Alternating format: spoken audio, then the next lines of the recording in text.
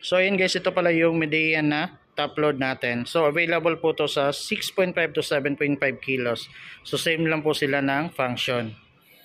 So dito guys, dapat pagbukas natin, ganyan. So kung nakikita niyo may manual at hose din na nakalagay. So itong hose, nasa 1.5 meters ata to. Tapos ito guys, ito yung ilalagay ninyo dito sa likod. Dito nyo po ilalagay yan. Tapos ito, dito naman sa gripo ninyo ito. Yan po yung ilalagay ninyo sa inyong gripo. Tapos bali paglagay ninyo, dito na kayo maglalagay ng labahan ninyo. Dapat tama lang, nasa 6.5 to 7.5 lang. Kasi ito 6.5 do, so dapat 6.5 lang yung ilalagay ninyo. Tapos dito kayo maglalagay ng sabon. Pag liquid, lagay nyo dito. Pero pag powder, pwede nyo tunawin tapos ilagay nyo dito.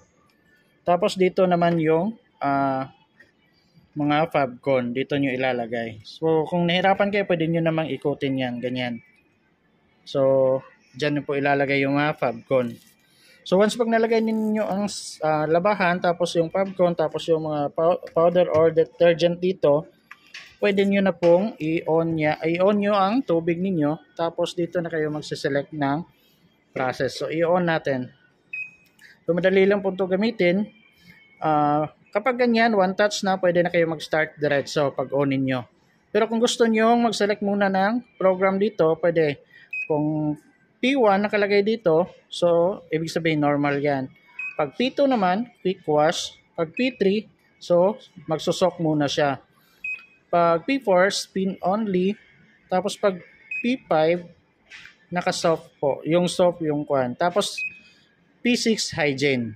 So madali lang pong gamitin yung water level. Pag naka-normal siya P1, pwede kayo mag-adjust ng water level. Kung konti lang yung nilaban ninyo, pwede nyo adjustan yung water level. Hanggang level 8, pinakamababa level 1. Basta depende na po kung gaano kadami yung labahan na nilagay ninyo. So i-off ko muna guys. So ulitin ko, pagka-on natin, pwede na kayong mag-start. Pero kung gusto ninyo, mag-select muna kayo ng mga program dito. Pero kung ayaw nyo na, pwede na kayong mag-start. Or mag P1 lang kayo, tapos diretso na start. So automatic na po yung maglalaba. So ngayon, try muna natin yung P4. Ito, P4. Spin only. Kasi wala kaming tubig dito. So, start natin. So bali 7 minutes yung timer guys. Naging 9 minutes siya. So may delay pa po siya. So take note lang guys.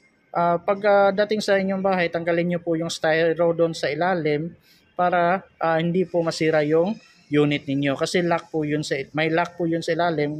Once pag gamitin ninyo, masisira po yung drum ng inyong washing machine. Tapos ilalagay nyo po yung rat protector doon sa ilalim para hindi madaling para hindi pasukin ng mga insekto yung ilalim ng washing machine ninyo. Kasi lahat ng mga top load guys, may butas yan sa ilalim. At kung gusto niyo naman gamitin yung child lock niya, long press niyo lang po ito ng 3 seconds. So ayan, child lock na po siya. So antayin lang natin umikot yung washing machine natin.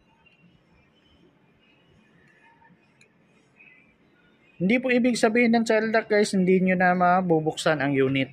Mabubuksan nyo pero hindi nyo na mapipindot to lahat dito. Kasi pag may bata, hindi yan mapipindot dyan. So ayan, from 9 minutes guys, naging 7 minutes na lang siya. So antayin nyo lang umikot, basta wag nyo pong bubuksan yung unit. Kasi once pag binuksan nyo, mag-stop po yung process. So ayan, napakaganda ng ikot niya guys. Ayan. So yun lang guys. Salamat.